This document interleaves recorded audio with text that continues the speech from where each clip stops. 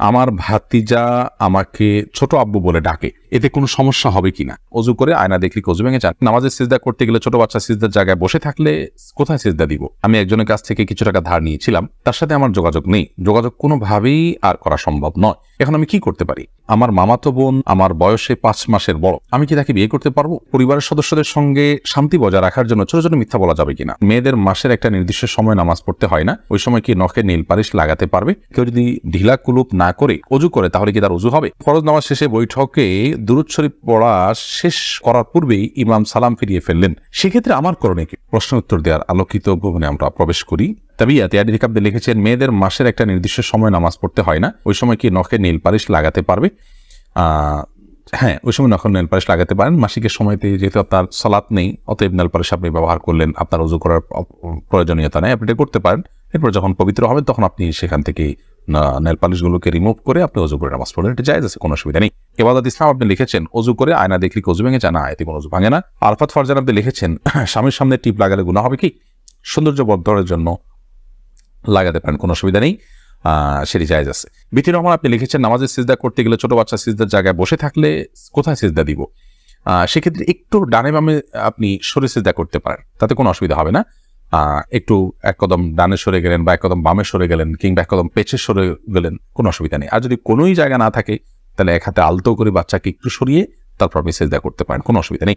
আব্দুল করিম পাটোয়ারি লিখেছেন, ফরজ নামাজ শেষে বৈঠকে দুরূদ শরীফ পড়া শেষ করার পূর্বেই ইমাম সালাম ফিরিয়ে ফেললেন, সেক্ষেত্রে আমার করণীয় কি? ফরজ নামাজের শেষ বৈঠকে ইমাম আপনার দুরূদ শেষ করার আগে যদি সালাম ফিরিয়ে ফেলেন তাহলে আপনি খুব দ্রুততার সাথে দুরূদ শেষ করবেন। আর যদি দুরূদ শেষ করতে অনেক দেরি হয় তাহলে সেক্ষেত্রে কোনো একটা স্টেশনে দাঁড়িয়ে সালাম ফিরিয়ে ফেলবেন, আপনার সালাত হয়ে যাবে ইনশাআল্লাহ। অর্থাৎ যে কোনো একটা জায়গায় অর্থবহ হয়, যেমন আল্লাহুম্মা সাল্লি আলা মুহাম্মাদ ওয়া আলা আলি মুহাম্মাদ শেষ করলেন, পরে আপনি সালাম ফিরিয়ে ফেললেন, কারণ এখানে একটা অর্থবহ বাক্য হয়ে গেল।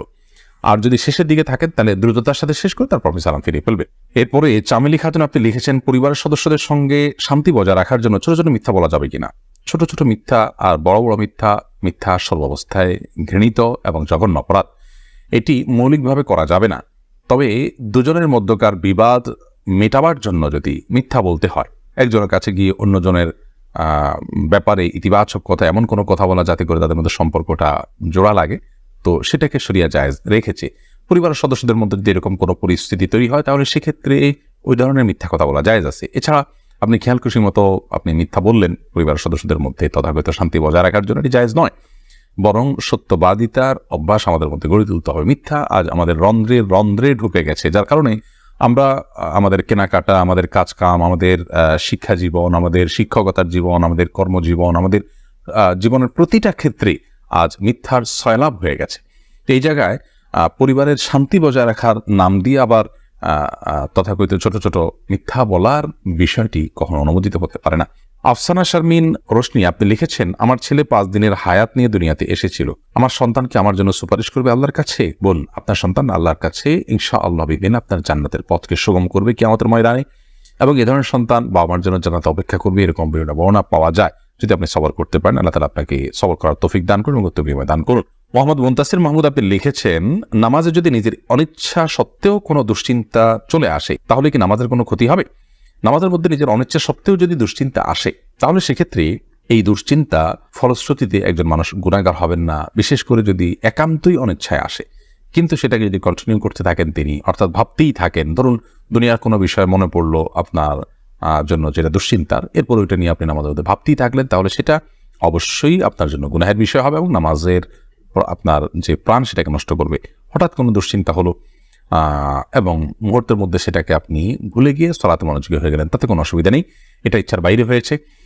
আর আখিরাত নিয়ে, আল্লাহর ভয়, কবরের আযাব, এই জাতীয় বিষয় নিয়ে যদি আপনার দুশ্চিন্তা হয় সেটা তো খুব প্রশংসনীয় বিষয়, কারণ সেটা আপনার সালাতকে আরো বেশি আপনার আল্লাহর কাছে গ্রহণযোগ্য করবে ইনশাআল্লাহ। শারমিন আক্তার আপনি লিখেছেন, আমি একজনের কাছ থেকে কিছু টাকা ধার নিয়েছিলাম, তার সাথে আমার যোগাযোগ নেই, যোগাযোগ কোনোভাবেই আর করা সম্ভব নয়। এখন আমি কি করতে পারি? আপনি যদি তার সাথে যোগাযোগের কোনো সুযোগ না থাকে এবং যোগাযোগের কোনো সম্ভাবনা না থাকে তাহলে সেক্ষেত্রে ওই টাকাটা কোনো গরিব দুঃখীকে দান করে দিবেন তার তরফ থেকে, অর্থাৎ তার তরফ থেকেই ডোনেশন করে দিলেন, দান করে দিলেন, সবটা তার আমল নামায় যুক্ত হলেন, মাধ্যমে ইনশাআল্লাহ আপনি দায়মুক্ত হওয়ার চেষ্টা করতে পারেন। হাবিব রাজ আপনি লিখেছেন, আমার মামাতো বোন আমার বয়সে 5 মাসের বড়, আমি কি তাকে বিয়ে করতে পারবো? দেখুন, যিনি বয়সে বড় তার সাথে বিবাহ বন্ধনে আবদ্ধ হওয়া মৌলিকভাবে জায়েজ আছে, এটি কোনো নাজায়েজ বা হারাম কোনো বিষয় নয়। আমাদের সমাজে এটাকে দোষণীয় মনে করা হয়, সেটা আমাদের সমাজের দোষ বলতে পারেন। শরিয়াত এটাকে যাকে আপনার নিষিদ্ধ করেনি, বিধায় বয়সে বড়র সাথে বিবাহ বন্ধনে আবদ্ধ হতে পারেন। বিশেষ করে নবী করিম সাল্লাল্লাহু আলাইহি সাল্লাম তিনি নিজেও খাদিজা রাদিয়াল্লাহু তাআলা আনহাকে বিয়ে করেছেন, তখন খাদিজা রাদিয়াল্লাহু তাআলা আনহা বয়স তার চাইতে বেশি ছিল। এখান থেকে বোঝা যায় নিজের চাইতে বয়সে বড় কাউকে বিয়ে করাটা শরিয়া দৃষ্টিকোণ থেকে মৌলিকভাবে অনুমোদিত। এটাকে দোষণীয় মনে করাটা বরং দোষের বিষয়। আমাদের শরিয়াতে এত ফ্লেক্সিবল রেখেছে বিষয়গুলোতে, অথচ আমরা সেগুলোকে অনেক বেশি আপনার সংকুচিত করে ফেলছি, এবং যার ফলশ্রুতিতে নানা রকমের অপরাধ প্রবণতা কিন্তু আমাদের সমাজে বেড়ে চলেছে। তারিমা আপনি লিখেছে, আমি প্রেম করে বিয়ে করেছি, হারাম সম্পর্ক করেছি, এখন কি করলে আল্লাহ আমার সংসার জীবনকে সুখের করবে, কোনো উপায় আছে কি? আমাদের দুদিন পর পর ছোট ছোট বিষয় নিয়ে অনেক ঝগড়া হয়, এখন আমরা কেউ কাউকে সহ্য করতে পারি না, এখন কি করলে আল্লাহ আমাদের শান্তি দিবেন, প্লিজ জানাবেন। বোন তারিমা, আপনারা আল্লাহর কাছে আগের কৃতকর্মের জন্য লজ্জিত হয়ে ধন্যবাদ ক্ষমা চাইবেন, চোখের পানি ফেলে মাপ চাইবেন যে আল্লাহ আমাদের অন্যার জন্য আপনি মাফ করেন, লজ্জিত থাকবেন। এর পাশাপাশি সুখী দাম্পত্য জীবনের জন্য আল্লাহর কাছে বিশেষভাবে দোয়া করবেন, সেই সাথে সুখী দাম্পত্যের জন্য যে আমলগুলো আছে সেগুলো করবেন, সবর এটার কসরত করবেন, যে ধৈর্য ধরে ধৈর্যের পাহাড় হওয়ার চেষ্টা করবেন, ইনশাআল্লাহ আল্লাহ তাআলা আপনাদেরকে সুখী করবেন। এ বিষয়ে আমাদের অনেকগুলো পরামর্শমূলক ভিডিও আছে, সেগুলো শুনতে পারেন। এমনি আলামিন লিখেছেন, কেউ যদি ঢিলা কুলুপ না করে অজু করে তাহলে কি তার অজু হবে? যদি পেশাবের পর পানি ব্যবহার করেন, তারপর আর পানি ফোটা পেশাব ফোটা না বাইর হয়, অজু হয়ে যাবে, ঢিলা করা তার জন্য ফরজ ওয়াজিব নয়। আর যদি আশঙ্কা থাকে তাহলে সেক্ষেত্রে আশঙ্কা দূর করা পর্যন্ত তিনি অপেক্ষা করা বা যেভাবে হোক এটা করা উচিত। তবে ঢিলা কুলুপ না করে পানি ব্যবহার করলেও পবিত্র হয়ে যাবে, অজু করলে নামাজ হয়ে যাবে। আরফাত ফারজান আপনি লিখেছেন, আমি নামাজ পড়ার সময় আমার ছোট বাচ্চা নামাজের সামনে হাঁটাহাঁটি করে, এতে ওর বা আমার কোনো গুণ হবে না, এতে গুণ হবে না। মাইদুল ইসলাম সুবর্ণ আপনি লিখেছেন, একটি মেয়ের গর্ভের সন্তানের 3 মাস হওয়ার আগেই গর্ভের বাচ্চা নষ্ট করে ফেলে, তাহলে কি সে গুনাহগার হবে? গর্ভের বাচ্চা নষ্ট করা সর্বাবস্থায় অপরাধের কথা, কিন্তু যদি সন্তানের মধ্যে হার্টবিট বা প্রাণ সঞ্চারিত হওয়ার আগেই আপনার কোনো এমন ওজরের ভিত্তিতে সেটি নষ্ট করা হয় যে ওজরটি শরিয়া গ্রাহ্য, যেমন তার ফলশ্রুতিতে মার শরীর বা জীবনের মধ্যে হুমকি আছে, বা বড় কোনো বিপদ হতে পারে, বা বড় কোনো সমস্যা আছে, এরকম কোনো ওজরের ভিত্তিতে যদি এটা করে, তাহলে সেটা ক্ষেত্র বিশেষে ওজরের উপর নির্ভর করে সেটা জায়েজ হতে পারে।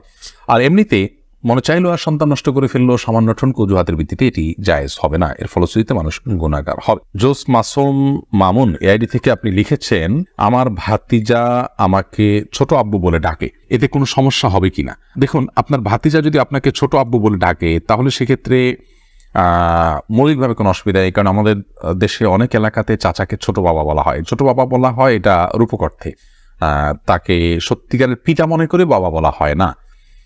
মানে আম্মুর রাজুল ইসলাম ওয়াবি, একজন কারোর চাচা তার বাবার মতোই অনেকটা শ্রদ্ধার জায়গা থেকে এবং অন্য অনেক দিক থেকে, সেই জায়গা থেকে তাকে ছোট আব্বু বলার যে প্রচলন আছে, এই প্রচলনটা আপনার রূপক অর্থে বলা হয়, সেই অর্থেই প্রচলনটা আছে, যার কারণে এটাতে আপনার বাপ নয় তাকে বাপ ডাকার যে অপরাধ, সে অপরাধ বা সে গুনাহ এখানে হবে না, কারণ ওই উদ্দেশ্যে কেউ বলেও না এবং বাবা হিসাবে গণ্য